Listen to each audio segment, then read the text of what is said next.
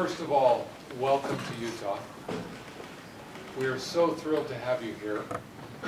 We've been working towards this for years today.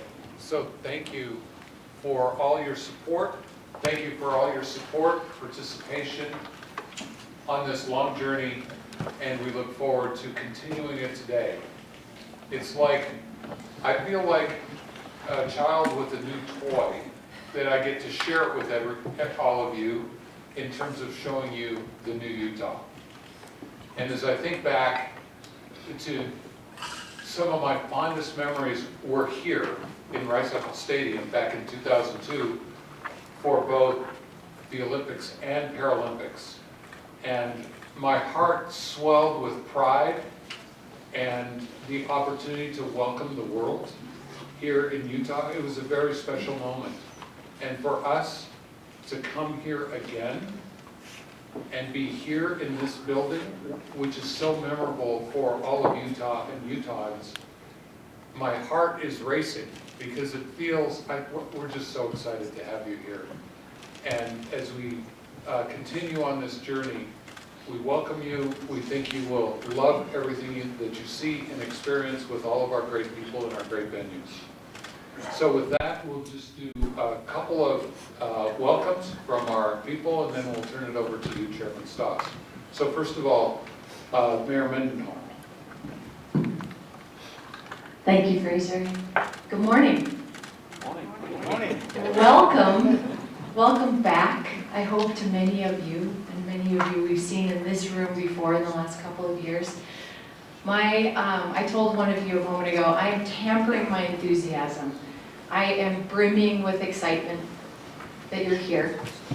We are so ready to welcome you, and we're so proud of what we have to show you. Who we are today is certainly different from who we were in 2002, and you'll see some of that today. But there's so much of the 2002 legacy that is baked into the DNA of who we are as Salt Lakers and Utahns. It's in our blood. We live here, most of us live here with a purpose of recreation. And that bleeds into our enthusiasm of the Paralympic and the Olympic Games. And we're so thrilled to show you this today. I want to formally welcome you to Salt Lake City, Future Host Commission Chair Carl Stoss. Thank you for joining us here today. Members of the Future Host Commission, Olympic Games Executive Director Christoph Dubie, thank you for being here. U.S. Olympic and Paralympic Committee Chair Gene Sykes, who will be joining us, I know you're here, and our friend Sarah Hirschland, thank you for being here. Our future Olympic Games Host Director, Jacqueline Barrett. Thank you, Jacqueline. It's so good to see you again. And of course, Jacqueline was an integral part of our 2002 Games. And all of the other dedicated partners from the IOC and the SLC Utah Committee for the Games. Welcome to Salt Lake City. Our infinite pride of who we are in relation to sport and the Olympic legacy is alive and well. And in so many ways, we're not the same city that we were 20 years ago, as I mentioned, but we have embraced the metamorphosis that has happened in this city over the last couple of decades. You can see it in our rising skyline, and I'm often counting the cranes outside of our window of City Hall in Salt Lake City. You can see it in the growing number of bars and restaurants in our downtown core, the breweries, the cafes. You can see it in the more than 100 languages that are spoken in our school district right here in the city. And you can see it in the progress that we've made in affordable housing, in transit expansion, in climate progress, in solar power investment. And you can even see it in the Wall Street Journal yesterday, which ranked Salt Lake City as the hottest job market in the nation. We continue to rise. We're embracing progress. And quite frankly, we've been through a lot in the last 4 or 5 years, as we have as a global community, but here in Utah, even perhaps more so with an earthquake that we endured in the early days of the pandemic of 5.7 magnitude, and a great many other struggles. We have been tried, and we know who we are, and we're a resilient community that is proud of each other and passionate about supporting each other and welcoming the world.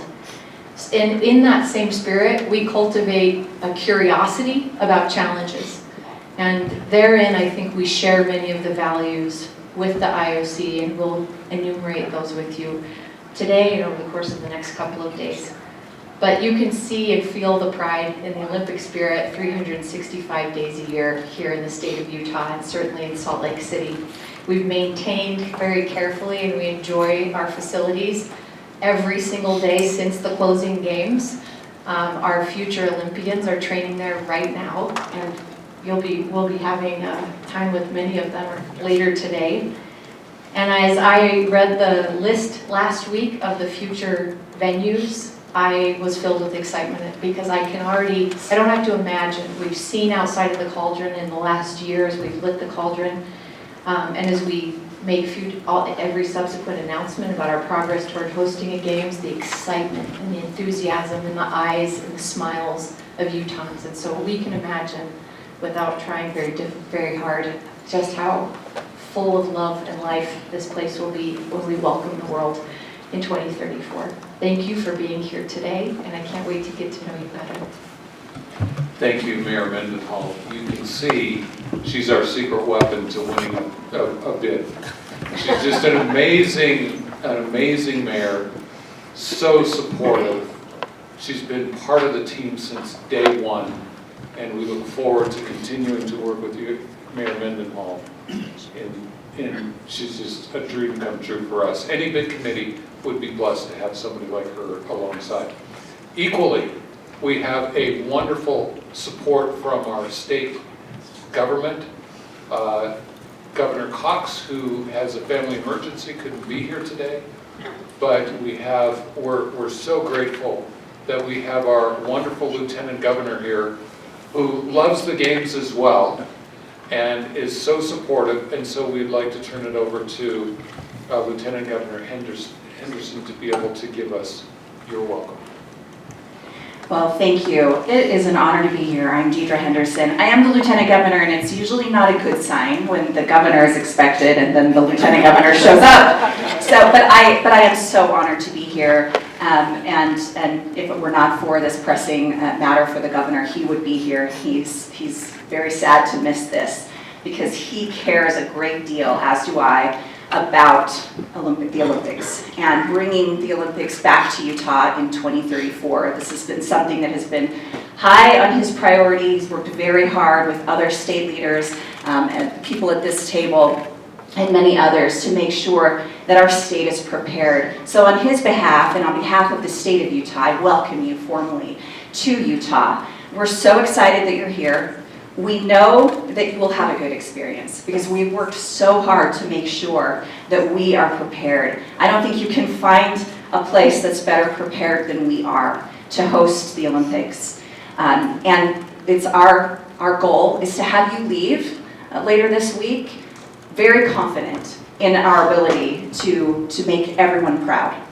We were thrilled to have the Olympics in 2002. We're very excited to potentially host them again in 2034. So thank you for being here, and welcome to our state. Thank you. And with that, Chairman Stocks, we'll turn the time to you for opening remarks. Thank you very much, Fraser. First of all, before I begin with my opening remarks, you are an excellent guide of our common journey.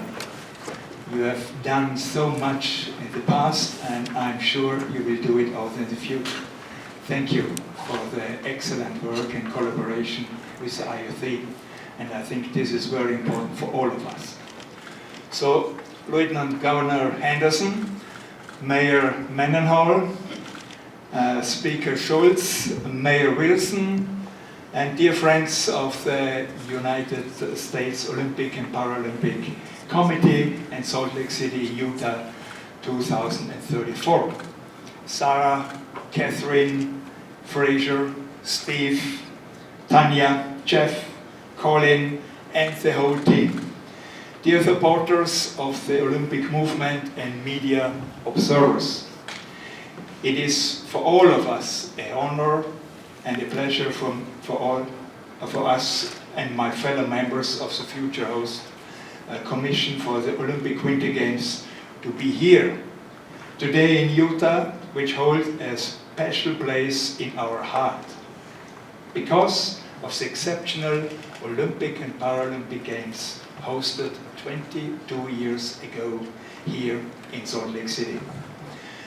While I was unable to attend these games in person, I still have vivid memories of watching Salt Lake City 2002 on television, particularly as a president of the Austrian Olympic Committee.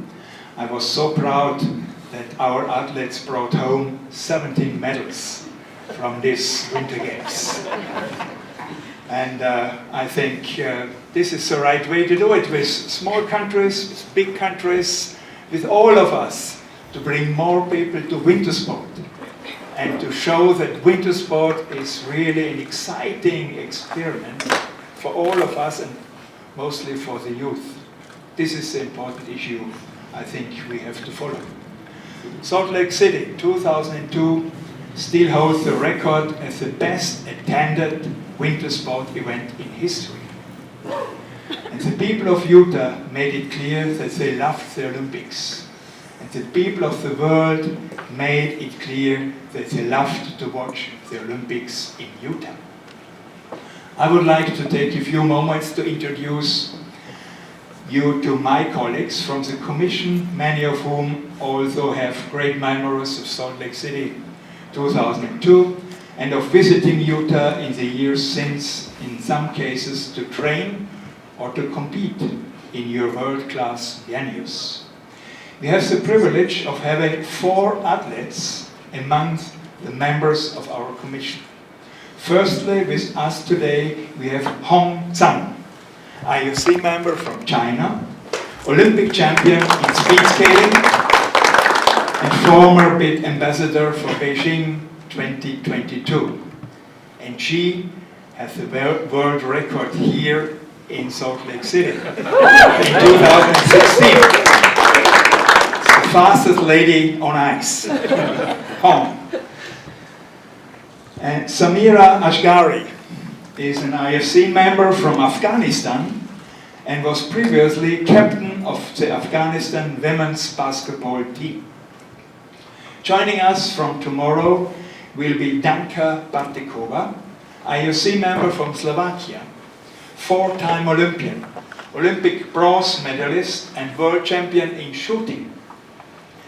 Danka sends her apologizes for today's sessions as she is in the middle of an intensive training period, having qualified for Paris 2024.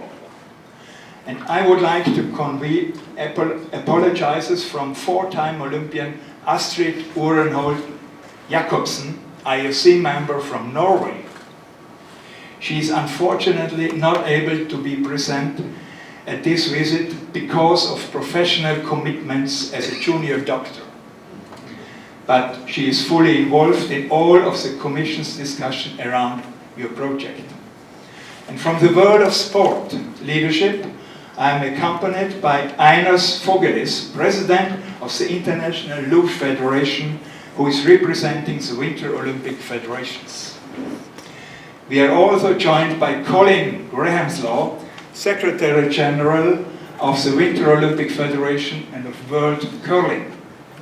Neven Illich, IOC member from Chile and President of the Pan American Sports Organization, who represents the National Olympic Committees, has been unable to travel to Salt Lake City and sent his apologizes. Representing the International Paralympic Committee is Rita van Driel, previously Secretary General of the Netherlands Paralympic Committee. And on behalf of the IOC are Christophe Duby, Olympic Games Executive Director, Jacqueline Barrett, Director of Future Olympic Games Hosts, together with the rest of the Future Olympic Games Host team, Matthias Kestner, Pierre Dozan, Helen Stewart, Rachel Beecher, and Manon Esposito. As I mentioned, many of us have had the pleasure to visit Utah before. And for those of us who have been on the Commission for several years, we have followed with great interest the progression of the project to bring the Olympic and Paralympic Games back to the state. Not everyone will be aware that the US OPC selected Salt Lake City and Utah as its candidate for the future Olympic and Paralympic Winter Games back in 2018. And that they entered into a continuous dialogue with the IOC in 2020. I hope that our Utah friends will not mind me quoting from the original letter which quick started this dialogue. Salt Lake City and Utah love the Olympic movement and everything for which it stands. This is a clear message. This passion has given momentum to months and years of complex technical and strategic work by the project committee, the BID leadership, and the National Olympic Committee, in collaboration with colleagues from across the IOC and the Olympic movement, to get us to this point where a host election by this summer could be feasible. At every step of the way, we have seen able to work together in partnership. Each moment, we have the feeling we are really partners at the same level. And it is this mutual trust and confidence that has brought us here today. We on the Future Host Commission and at the International Olympic Committee believe that the values we share with the people of Utah, our deep commitments to sport and the positive impact it can have on the world, to solidarity, peace, and universality, have put us on the right pathway towards finding a potential future Olympic and Paralympic Winter Games host. We look forward in the coming days to exploring in much greater detail the vision and the plans for Salt Lake City, Utah 2034. We especially look forward to visiting the world-class venues, some of which were a direct legacy of hosting the Games in 2002, and which have been maintained to the highest standards, thanks to the works of the Utah Legacy Foundation and Utah Sports Commission, ensuring Salt Lake City, Utah's place as a global winter sport hub for elite athletes, international competitions, and community events.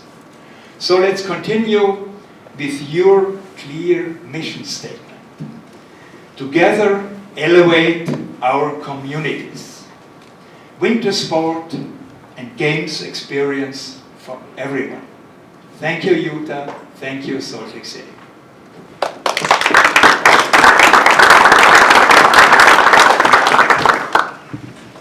Thank you, Chairman Stoss.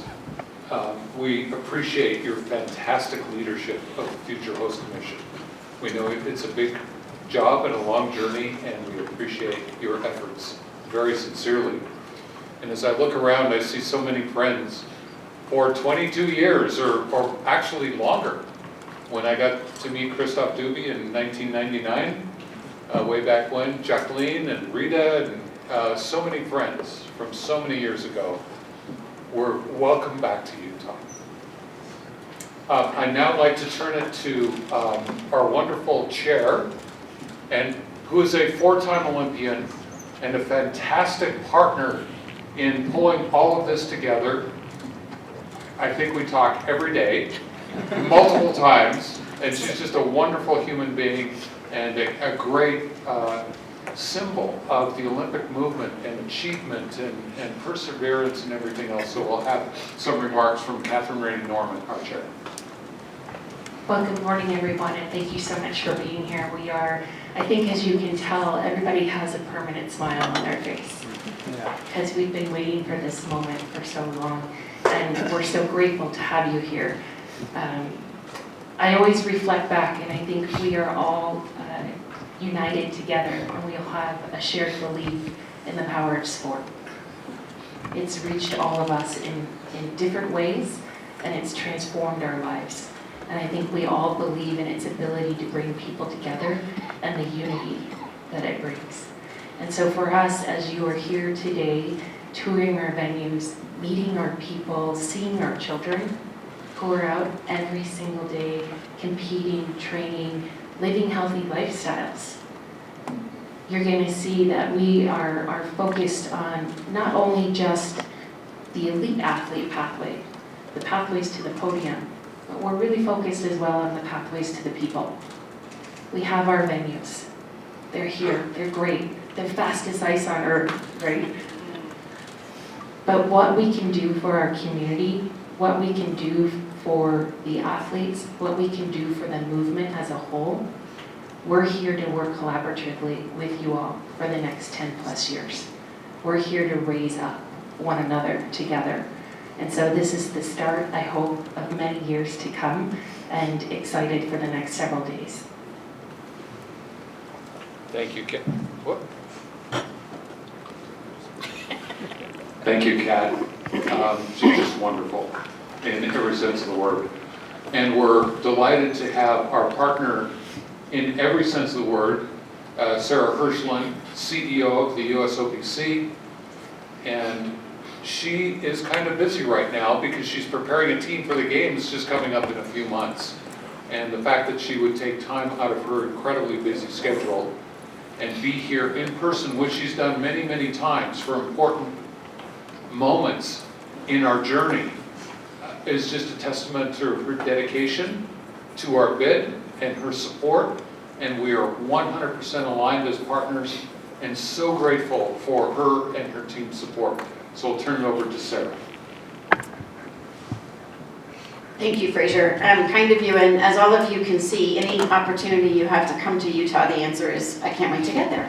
It's a beautiful place and it's a wonderful and extraordinarily friendly community.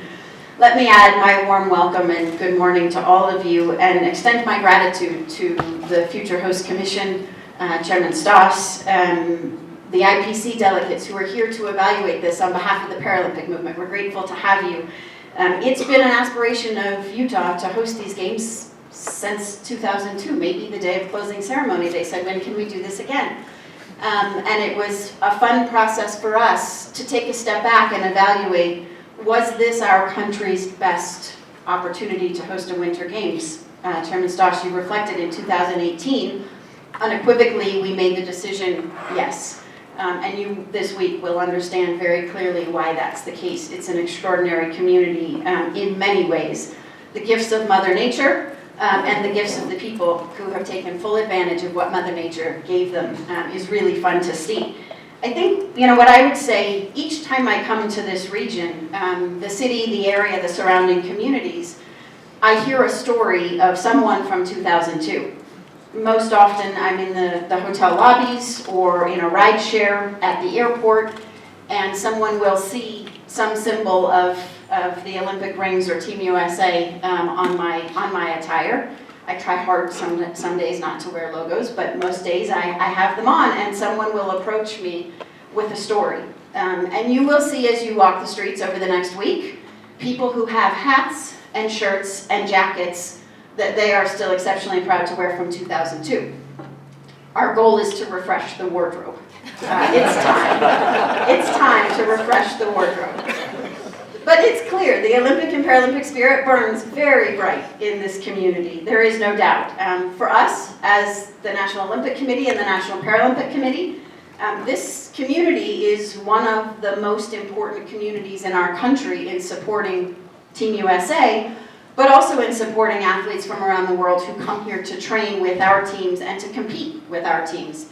And the community supports Team USA and their peers and their competitors in equal ways. And I think we can expect to see just that with the games coming back to this community, is not only the investment and the energy and the support of Team USA, but that same energy and investment in support to the athletes from around the world. And that's something that I can confidently say we can and should expect from this community. And that's exactly as it should be. So it should make us all feel really great.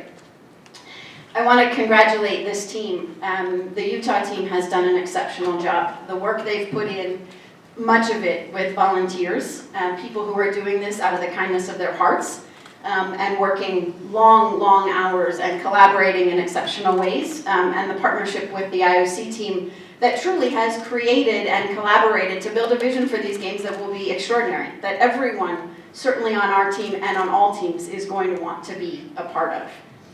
We're certainly, if we're awarded with these games in 34, you can be assured that the United States Olympic and Paralympic Committee will put all of our resources and our energy behind ensuring that we welcome the world with open arms and that it's an extraordinary games. Thank you for being here. I hope you have an incredibly enjoyable and also productive week. We appreciate the time you're taking to evaluate this opportunity, and we wish you the very best for a great week. Thank you, Sarah.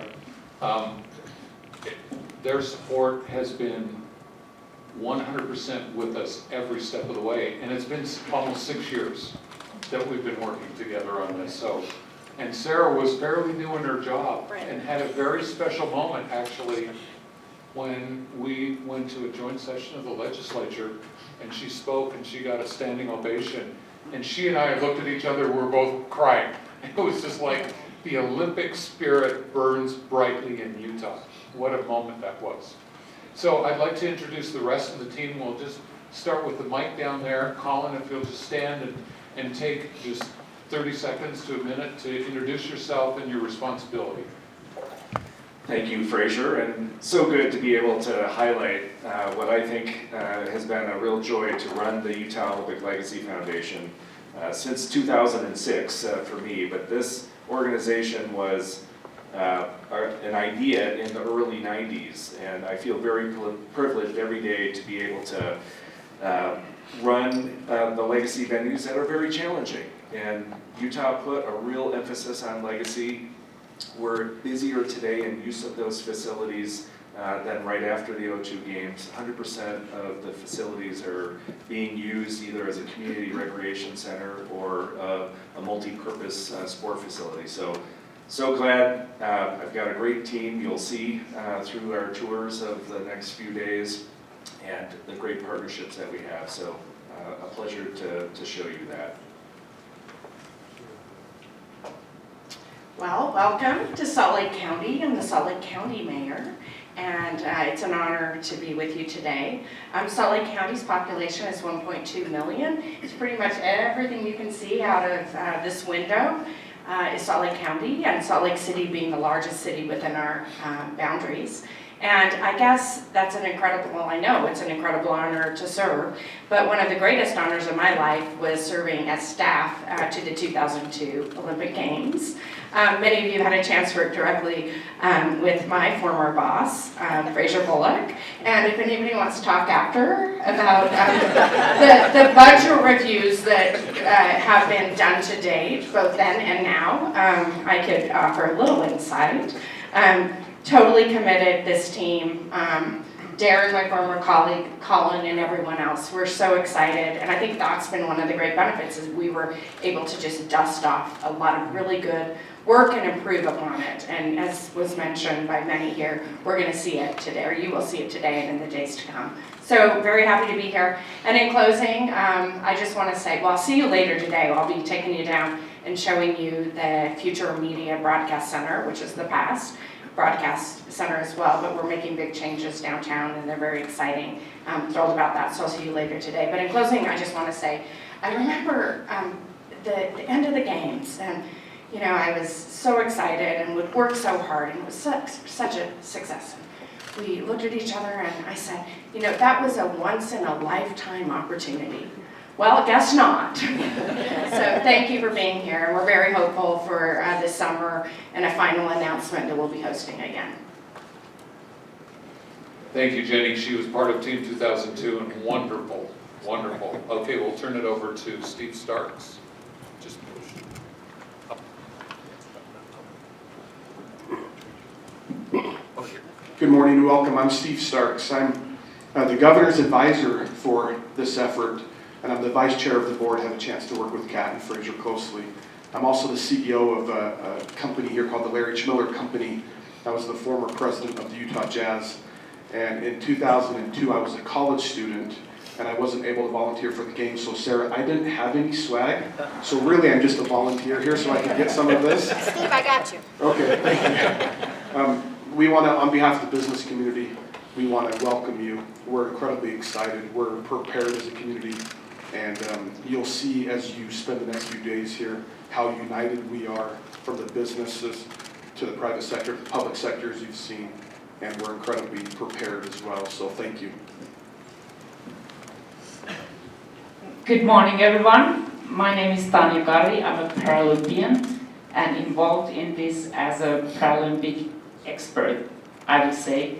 The first time I was at this stadium was 2002 Games opening ceremonies. The only thing I regret about 2002 Games is that I left the opening ceremonies during Stevie Wonder singing, because I had to get ready for my 5K race. So that was number one priority in my head. But 2002 Games were the first games where the organizing committee for the games was the same, for the Olympic Games and the Paralympic Games. And that was by choice.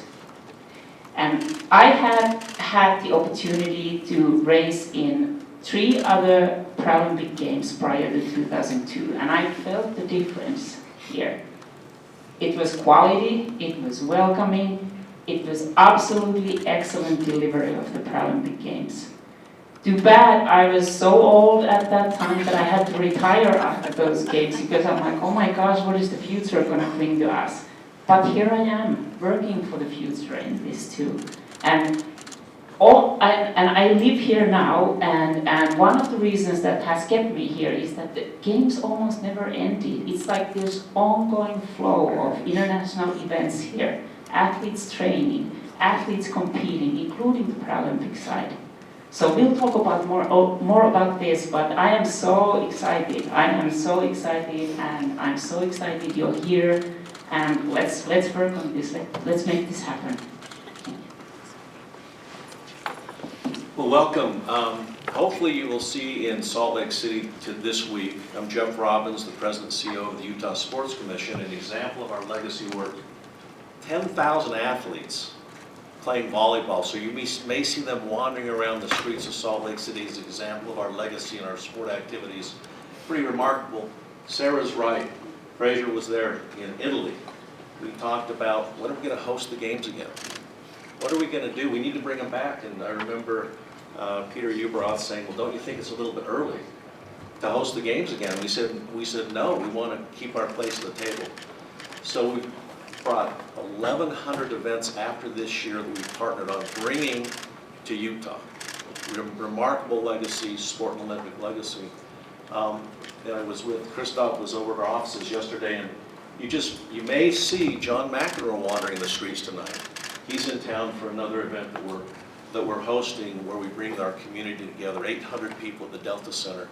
So our role for Governor Leavitt was creating this sport and Olympic legacy strategy. How do we sustain the assets, the events? We've driven about $4 billion in economic impact, about $3 billion in media value. So I oversaw that strategy for Governor Leavitt, so I was here during the games, part of that, and we're just thrilled to have you here again. You have our commitment to keep the legacy bright. We're looking not only on what we're doing today, but what we're looking down in the future. So welcome, we hope you have a great visit. Thank you, Jeff. And I know we're taking a little extra time here, but one of the things you're going to see is not just our beautiful venues, you're going to see our fantastic people. And we want you to get a feel for all the great support that we have, the individuals, their dedication, their passion. I'd like to introduce the rest of our team, and if you could just stand up. Tom Kelly, who is our Director of Communications, and worked for USSA for how many years, Tom? A few decades. A few decades. Okay. Actually back to 2002 and far beyond. And then we have Molly Mazzolini, who helps us in marketing and PR and all those things. We have Callum Clark, who is a super expert. Actually, I skied with him for the first time, what was that, last week? Yeah, and I think he could qualify for the giant slalom. No. Yeah. And then back here we have Spence Eccles, one of our great luminaries in our community. And I thought I saw Don Sterling, who's part of our team back there, helping us so much. And finally, I'd like to introduce Darren Hughes. And actually, yes, we need an ovation.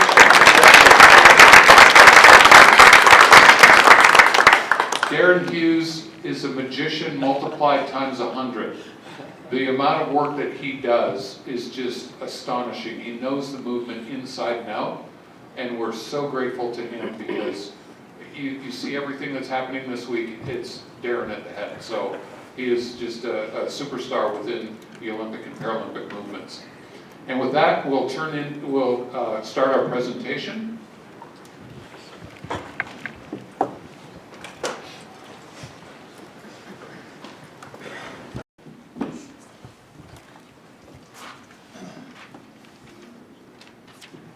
So we wanted to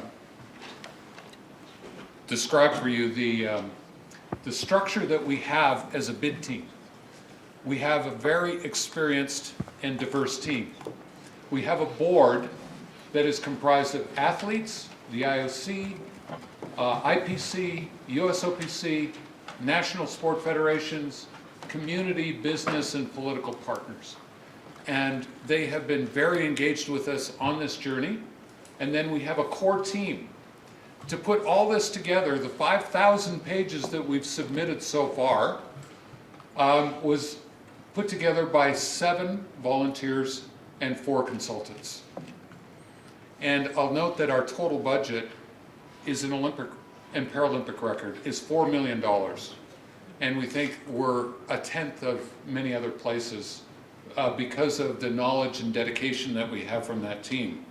But it's also because we have special partner organizations.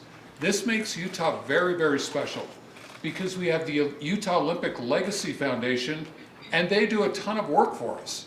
And Colin, you have what, 470 people or something like that?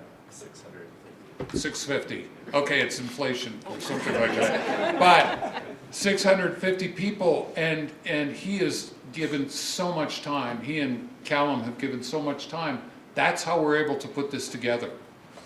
And then we have Jeff and the Sports Commission and his Chase Robbins, who's helped us all on the financial side. We outsource the entire financial operation to the Sports Commission. And so we have these partner organizations that aren't just with us during the bid, they'll be with us all the way through the games. So we like having these community organizations as partners with us. And then we have key interfaces, obviously with our friends and partners at the IOC, the IPC, and we have as we talked about, the USOPC, but then we interface with athletes and IFs and national federations, political leaders. You can see the strength that we have from our political leaders. Not only are they great leaders, great mayors and great governors and lieutenant governors, they are passionate about the games. And then we have all of our venue communities. You go to each one of our venue communities, we have signed agreements with them, we've been to their city councils, they love the games. And then we have all kinds of community organizations and leaders. So while you'll see a lot of us, the 11 of us that are the core team, it's the whole state coming together to make this work happen. And it's a very unique model in terms of reaching out very broadly to so many parts of our communities. And as I mentioned, the $4 million budget financed 100% through private donors. There's been no public money committed to this. So we're grateful to our donors, their support. Without them, this couldn't happen. So, we are ready. Number one, we have an enthusiastic public with over 80% support. That's the foundation to everything. And you see the Olympic passion and Paralympic passion here in Utah. We have 100% support, political support at every level. How do you get that? How do you get that? It's this movement, that because we know it's special. And then finally, an exciting new Utah, transformed in many ways that you'll experience. And maybe, Deidre, you could comment on this slide and your thoughts on this support here. Thank you, Fraser. So I haven't ever been to an Olympic event in person. 2002, I was a young mom with 4 children under the age of 7. And, but I did, like everybody else in the state and throughout the world really, was very excited about the games.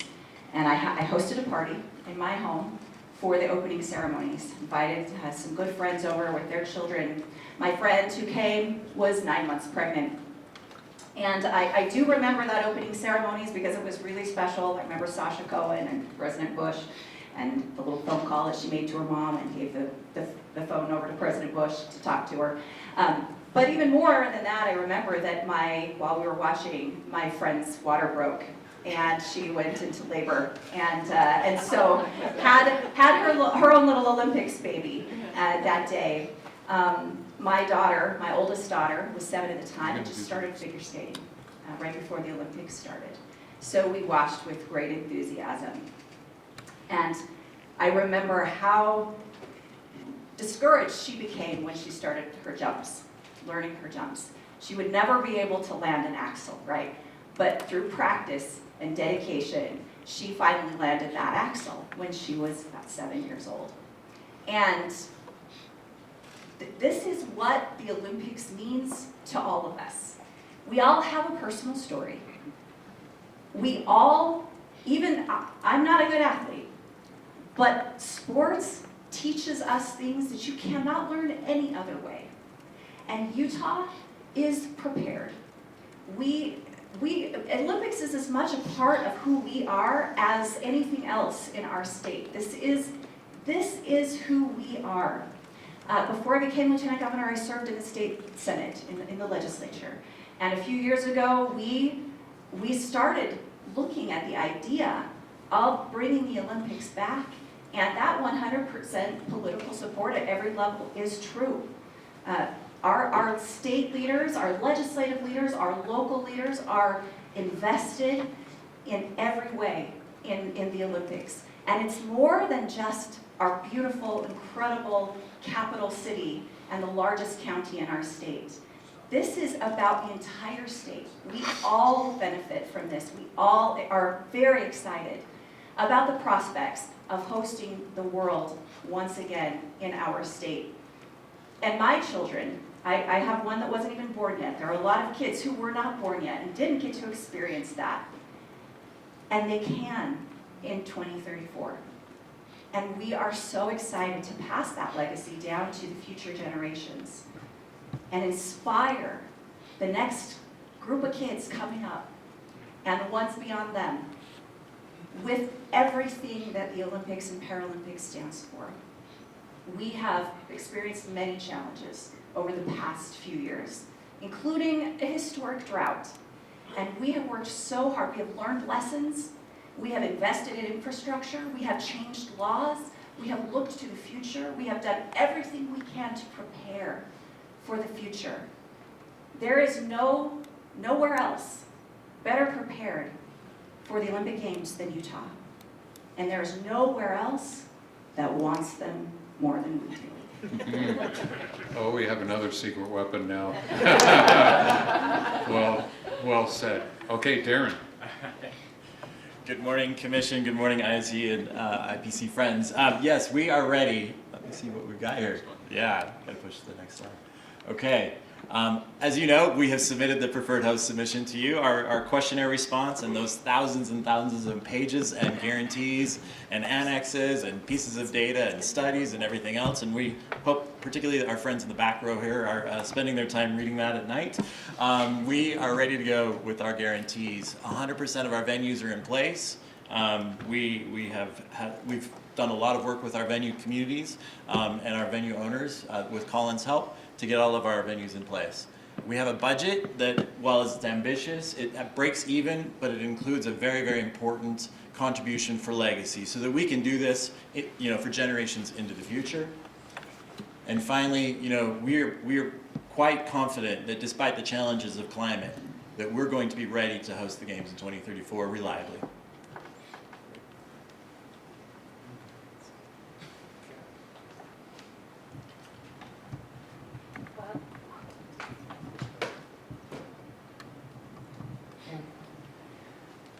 for us as you're hearing over and over that we know over the next 10 years the games can be a catalyst for unity, for hope, and for good, and to create those lasting changes for generations to come. That's truly what we are aspiring to do. You've heard it from every one of us. This is about generational impact here in Utah. It's about generational impact across the world. And so we're excited, and that has really been our guiding light as we've been going about throughout this process, through the bid process, and how we look towards the next 10 years as well. Thank you, Kat. When I think of, and she's a very good writer, by the way. These flowery words came from Kat, and she's really good at that, thinking about it. But when you think of unity, I think the games, more than anything else in the world, have the opportunity to create unity at a community level, at a state level, at a national level, and at a world level. Because I remember being here in this building 4.5 months after 9/11, and the world came together to heal. And the only thing that could have done that was the games. And it was so special. And we don't know all the challenges we're going to face over the next 10 years, but the games have the opportunity to do something special. And one of the great ambitions, and our mayor is going to talk in just a moment, about the opportunity with our communities, to bring our communities together, because there's too much division in the world today. And where are the opportunities to bring them together? It's the games. So that word of unity is going to be a theme that you're going to see throughout the next 10 years from us as we go forward. And with that umbrella thought of unity, we'd like to talk to you about our vision. We want to transform Salt Lake City, Utah, and the world for generations to come. The games have the power to lift and change the hearts and souls of each of us, and most importantly, to inspire how we see each other and treat each other for good. That's a great statement pointing to that unity as we see each other in a special way. Now, there are 3 elements specifically. Number 1, we start with the word elevate, which is a great word in the state of Utah. We're at high elevation right now, and we're going to get higher as we go up into the mountains. We want to elevate our communities. That's number 1. Because when you host the games, it's an opportunity to do something special, and we'll have Mayor Mendenhall speak to us about that. Elevate sport, and specifically winter sport. We have ideas, we have resources here that we believe we can do that. And then finally, elevate the games experience, and we have one element of that that is so powerful and we're so excited about, which Kat will address in a few moments. So with that, Mayor, do you want to join us up here?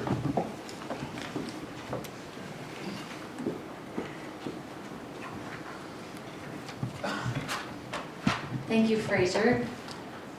I want to comment just a moment on what our great Lieutenant Governor said about the personal experience and the inspiration that is in Utahns around the games, and how important a moment this is in the United States and the world. Where in the United States, I believe that our greatest challenge as Americans is this belief that we may have less in common with half of America than we have in common. And yet, in the state of Utah, we're a Democrat mayor, a Democrat county mayor, a Republican supermajority legislature, and governor and lieutenant governor all stand united in complete unity about the Olympic movement, because it's who we are. It has nothing to do, and it actually supersedes politics. It's an example that I know our governor and lieutenant governor are proud of in the state of Utah, the secret sauce we call it, where we come together to do hard things. But it's an example for this nation, and I believe for the world. You feel it when you're here, and I hope you're feeling it from us, but you will see it in our people as you visit this week. It's alive and well. And to say we have 82% public support, we are the fastest growing state in the nation. More than 16% growth. We're growing at a percent higher than the next fastest growing state. That means that most of the people, many of the people, especially adults, were not here for the 2002 games. And so their enthusiasm and support for this movement has nothing to do with the fact that we hosted 22 years ago. It's that it's happening, it's alive here right now. That's something also that I hope that you see and feel in this incredibly fast-growing state with a downtown that's doubling its residential population by this time next year from the year 2020. Hosting the Games aligns perfectly with our future ambitions. I want to repeat that because that's the most important part of what I hope to convey to you this morning. It's not that the Games are going to make something happen that we weren't going to do anyway. It aligns perfectly with our future ambitions. And we know that the Games can and will be a catalyst to better achieve our ambitions. Salt Lake City has long been committed to advancing our climate needs, recognizing that we live in part of the driest area of the United States. And as the Lieutenant Governor said, we have been in the midst of an incredible drought. It causes air quality challenges for us. It causes us to question our ski opportunities. And yet we have right now, I'm happy to tell you, full and somewhat exceedingly full reservoirs. We have a completely full water reserve as we speak. This is personal to us. And so Salt Lake City's long been committed, and right now we are on track with our power provider of Rocky Mountain Power for 100% net renewable energy for all of Salt Lake City. All of the outlets in this building, the 7-Eleven gas station down the street, City Hall, every school, every home will be 100% net renewable energy by 2030. And we're going there with many of our other host communities, including Salt Lake County and Park City. Summit County as well. We will all be 100% net renewable. Salt Lake City, in many thanks to the Games, has added the Trax passenger line, which we'll be riding on today. But since then, we've invested our own sales tax dollars in growing our transit network. Salt Lake City's put free bus passes in the hands of 22,000 of our school kids, the entire school district, and now we've added one parent from each student household. Bus ridership and train ridership is skyrocketing with these ticketed passengers, and we are supporting that with our own taxpayer dollars. We're cleaning up our air quality, we're changing the way we move around the city, and we're trying to make Salt Lake City more welcoming and accessible across the city, not only in certain neighborhoods, but from an affordability standpoint, creating not only family-sized housing, but housing of all types. We've been aggressively partnering to make sure we can address what are truly capital city problems, but city challenges that are faced across the country and across the world. We have a 2040 goal of zero waste for Salt Lake City, and in 11 days, on Earth Day, on April 22nd, 12 days, we'll be opening our 80 megawatt solar farm just west of the city, which will power nearly 85% of all of our municipal power needs. This is where we're going as a city because it's the right thing to do, but it aligns perfectly with the goals of the Games. I'll mention one other piece because Fraser is so good about bringing up our people, which is really the magical part of who the Salt Lake City, Utah team is. Salt Lake City's achieved a perfect score from the Human Rights Commission for the last 2 years. It's not something any city in the state of Utah had yet achieved. And it doesn't mean we get to sit still. And so our work around LGBTQ plus rights, advocacy, and support is growing every single year, and we're proud of our 100 perfect score from the Human Rights Commission. We're a very welcoming community, and I know you'll see and feel that as you're here with us.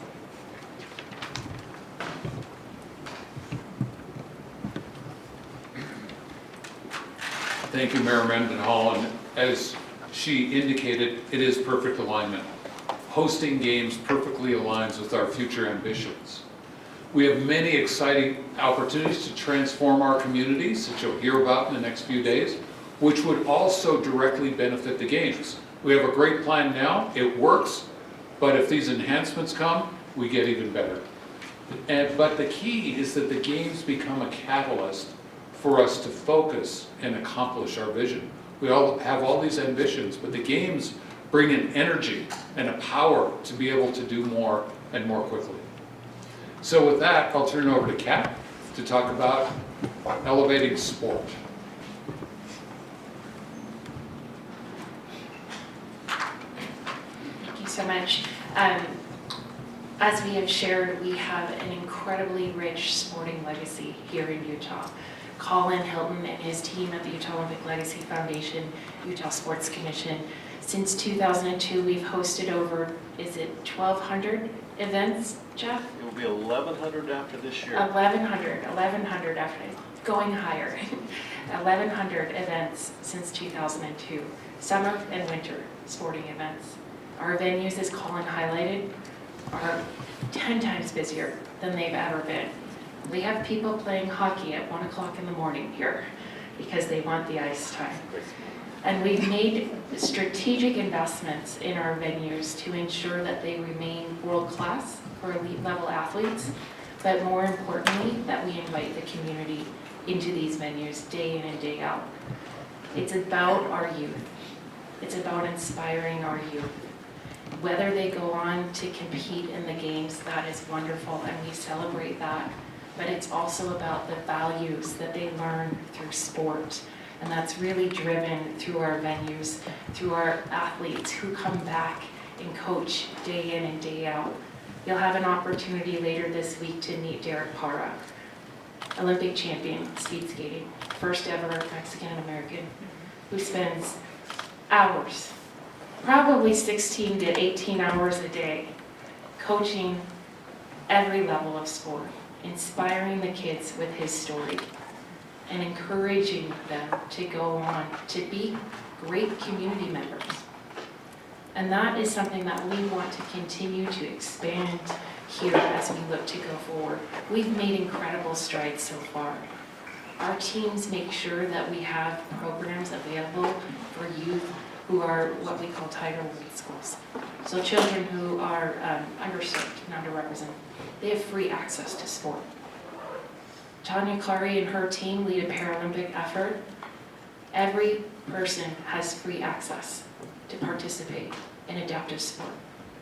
We make sure that we have instructors who are trained in Spanish so that they can speak to our rising Hispanic community. And we know that we can continue to build off of this momentum as we move forward. And as we've shared, and one of the things that I think we're incredibly proud about here in Utah is our diversity. The number of people who come from different backgrounds to live here in our amazing community, but also the athletes who come here. We have athletes from over 30 different countries training here in Utah, all different sports. And it's our job, we feel, importantly, to help create the pathways for them to be successful, to help create the opportunities so that they can continue to qualify and move forward on their desire and their dreams to compete at the highest levels and achieve competitive excellence. And we know that by working together with you all, working together with the U.S. Olympic and Paralympic Committee, and all of the other diverse NOCs that come in here through Utah, that we can continue to raise and elevate sport as we look for the next 10 years.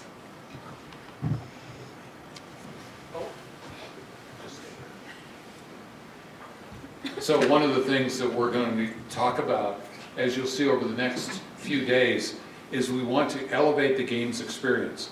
This is wide open, and we look forward to partnering with the IOC, the USOPC on this 10-year journey to figure out the best ways to maximize this. We have many ideas right now, and we're going to talk about many of them, but we know it's a long journey. And one of the greatest benefits that we have is all of our venues are within 1 hour of the village. And so it's a compact games, it's what we call a one games experience. I remember back in '02, I could go to an event in the mountains in the morning, I could go to speed skating in the afternoon, I could go to figure skating downtown or short track, all in one day, 3 to 4 events in one day. It was spectacular. And this is a huge benefit for all of all the various stakeholders who come, spectators, to be able to experience the games, but particularly the athletes, where they can go compete, and then if they want to see some of their teammates compete in other sports, they can easily get there. So we're very fortunate to have this compact footprint. But then one of the key stakeholders, the most important stakeholder we have, Kat is going to talk about, and that's for the athletes and their families. So we are, what I love about our team and our bid effort is we are extremely athlete-centric and athlete-focused. Not just from my role serving as chair and from all of our athlete board members, but we continually make an effort to solicit feedback from the athletes to understand what's important to them. And we've, over the course of the last several years, held athlete forums to get feedback from them, and we have resoundingly heard over and over, how can we help better support the athletes and their families? It started with a comment that Lindsey Vaughn spurred, and ideas have gone further and grown in scope. But we know the importance of taking care of the athlete families. Our families are the ones who give up, who sacrifice, who drive us to the competitions, to the training venues, who volunteer. Whether we're competing or even if we've retired, they're still there. I'll share a proud moment for my dad when I first started racing. He came home after my first time trial and he said, "Catherine, I got to time with Dan Jansen's dad." Right? It's a family. It's about the families. And so what we're looking at doing is we're trying to launch a very comprehensive and holistic athlete family initiative where we can help to ensure that athletes and their families from all over the world have access to accommodations, have access to ticketing, transportation, and hospitality for them. And we know and we see this not only as a way to help, as I think some of us say in the sporting world, remove the ripples of disturbance that athletes sometimes experience when they're competing, those additional stressors, but also to bring people together, families together from across the world in one space. And so we're quite excited about this opportunity. We have designated locations that we've started to evaluate for opportunities for our athletes in either one or two locations. They'll have access again to the housing, tickets, and transportation available to all families from NOCs. And what is so amazing here in Utah, as the mayor shared as well, 100 different languages are spoken in just Salt Lake City. We have an opportunity to be able to ensure that we can communicate with the families in their native language, so that their level of welcoming and hospitality is elevated that much further, so that they know how they can navigate throughout our city and to see the games and to see the events and their family members. So a very exciting opportunity, and we've had resounding, enthusiastic support from our community, from many of our community champions. This is part of Utah. I think you've heard this morning a lot of us share a little bit about our families and the impact that this has had. This aligns beautifully with how our foundation in Utah and how we want to welcome the world and how we can help elevate the games experience for the athletes as well. So just to wrap up, and then Chairman Stoss will turn it to you in just a couple of moments. We have also with our Paralympic vision, a unified vision to elevate parasport, our communities, the Paralympic experience. And I'll tell you, one of my favorite sporting events in all of the games was the gold medal men's sled hockey game. That was crazy. The East Center back then in those days, now the Maverick Center, was packed. And the crowd was so enthusiastic, and it went to double overtime and then a shootout, and Team USA won. It was just, I mean, so the Paralympic Games and it's grown tremendously since 2002, and we look forward to expanding our support and participation in those games. And we believe it's a must-see and can't miss for all of the people who are going to be here. In summary, we're ready and excited to host again in 2034. Number two, our vision of Elevate perfectly aligns with our community's ambition. We know that's important to the IOC, and here it is, in reality, exactly a match. We look forward to partnering with the IOC and IPC on key projects such as the Athletes Families Initiative, of which we are very excited. We are excited to show you our beautiful state and fantastic venues, which will be in just a few minutes. So now we'll turn it back to Chairman Stoss for discussion, questions, any comments or thoughts. Thank you. Thank you very much for this impressive demonstration, what you have done in the past few years, and what's your plan, what's your vision for the next 10 years. 10 years is a long time, and I think you are on the right track. You have done many things with the experience of the last games from 2002, and you will continue this way, and you bring closer all the families. That means the sport families, the athletes families, the different unities here in Utah as well.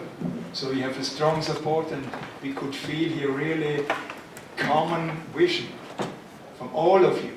And you said it, Mayor, that's right. We have different political maybe ideas, but we are on the same track here.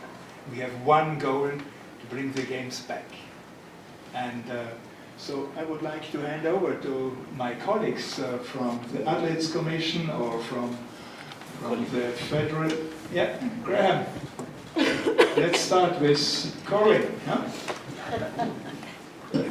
Thank you, Chair Stoss, and thank you. I was fortunate enough to arrive yesterday, and it's the end of a long hurling season. We've got one more World Championships to go, and by this point in the season you can begin to feel just a little bit jaded and tired. The enthusiasm that I met from all of your staff and from the people we met yesterday just is so energising. And I think Colin and Callum took me up to Weber to meet the people at the centre there that we used in 2002. And despite the disappointing news that they received that they were not the first choice venue, again, the positivity and the excitement for the games, I think, is a testimony to what your communities can achieve and can deliver. Einars and myself have just come from Birmingham, where the winter sports met together. So what used to be known as Game Off is now WOOF. A little easier to pronounce. And one of the things we talked about was legacy, and how we need to change our thinking from legacy being about facilities and buildings to being about people and sports legacy. So the comment there about the opportunities for youth, this is something that the international federations absolutely want to work with you on and make sure that we take advantage of a 10-year lifespan to deliver legacy, not after the games, but before the games, and work with you to deliver that. So we certainly want to be engaged with you on those legacy, and particularly on sport legacy, to make sure that that is there for many more decades to come. So thank you.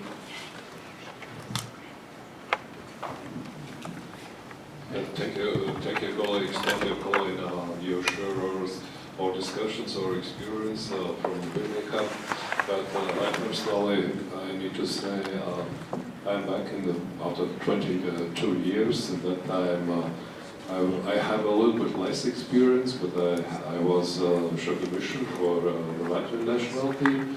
And what we see also today from international federations, it's really the great legacy, sustainability, and as we talked yesterday with Mr. Bullock, you have experience, and at the same time you involve the young people. It's not only in the sport, but also in the organizing process.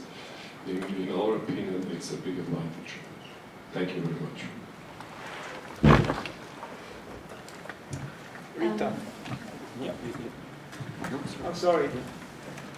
Okay, thank you so much for the great presentation so far. And I remember that in 2002 I was about 9 or 10 years old. So I'm really excited and looking forward to the successful games in Salt Lake City already. And one thing that I'm already impressed by is that I see all of you, you're really enthusiastic toward the games, and I see the readiness very well. And I'm really happy that everything that the Utah and the committee is doing is aligned with what the public and what the people want, and especially focusing on youth. That's another good, I would say, feeling that I have for. And yeah, and I'm looking forward to the productive week that we are going to have together, and all the best. Thank you. Rita. Thank you very much. It's really great to be back in Salt Lake after 22 years. And I also have a beautiful picture of the closing ceremony where we thought, wow, we want more of this. So a lot of personal stories for me too, and my team from that time. I finished my career here as a coach, and I started my career here as a technical delegate. And also Tanya was a part of that experience because she was the biggest concurrent of my athletes. But it's great to be reunited here and work on the legacy of the Paralympic Games. It was a wonderful experience at that time. Exactly what Tanya mentioned, it was the first time that an organizing committee took the full responsibility, and it paid off. It was such a huge difference. And I know that athletes who were there and have different roles now, everybody looks forward to come back to Salt Lake. So I think a lot of opportunities to elevate on different parts. We can talk about the details for the next 10 years, I would say. But really, really great to be back and see the enthusiasm and feel the fever that is still here. And thank you so much for being a part of it. Your experience as an athlete, Thank you so much. I don't have any questions, but I want to make a comment. I thank you for the excellent presentation and bring all the numbers to us. The 1100 event hosted after 2002. And there are more than 30 countries athletes are training here. That's like an amazing number. And I know a few of my teammates are coaching here and training here, and the best memories, even for myself and for the global athlete and my fellow speed skaters are here as well.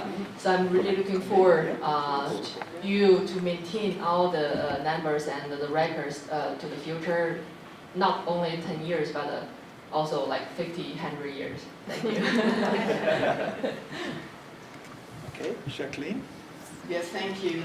It's great to be back in Salt Lake in Utah. I haven't been back since 2002, but as everybody who was here at that time, incredibly fond memories of the people, the welcome that we had, the enthusiasm in all of the venues. It was something absolutely incredible. And from my side, I would like to say, that partnership we feel, Fraser, with you and your team, Kat, all the hundreds of, video calls we do every week, we felt this from day one. It's incredible what you've achieved with such a small core team of mainly volunteers. From our experience, to see that come together with such, and you have that unity between the team, the athletes, the public authorities, the Paralympic Committee, your legacy foundations, and the business community. And I think that is such a strength of your project, that unity that comes together, and it's something that speaks to us massively. As you said, from the different political parties, it's bipartisan, it goes across, it's what the Olympics can do to elevate a community, its youth and the future. And we're excited to be back for the next few days. Thank you, Jacqueline. Christoph. Yeah, it's not only to be back in Salt Lake, it's to be back home that feels good. It feels like home. Thanks to you. Thanks to you. Jenny, one correction. He was your boss. He's still the boss of everyone. That's sorry to say. At least this is how we call him in the Olympic movement. Right? I think that the greatest challenge we have is to maintain that enthusiasm over 10 years. How can we deliver the goods before we are in 2034? Some of these programs are needed now. By the way, the values are really spot on, and I really believe that as simple as they are, unity, doing good, looking at the others, feeling it's a good individual, this really matters now more than ever. What can we do with an organizing committee that from games organization will not have much challenges because you've done it, been there, done that? Those venues will go and see them, they're ready to operate. But what can we do organization-wise where we can help the whole movement on some of these programs that are meaningful for the community but meaningful for the rest of the movement? And I think if we have to challenge ourselves is not for 2034, but what we can do before. And in the next few days, I think this is where we should all collectively think about what can we do in the next years. But it's the first comments. We have many other questions in detail, but I think if possible, I know you are hard workers, but sometimes a coffee break would be great. Yeah. So thank you for all of those comments. And when you were speaking about you have teammates who are here training and coaching, and then to your comment, Jacqueline, and then to Christoph's comment, it's really the world is welcome here. And I hope you feel it. We do. Okay, thank you. Coffee break.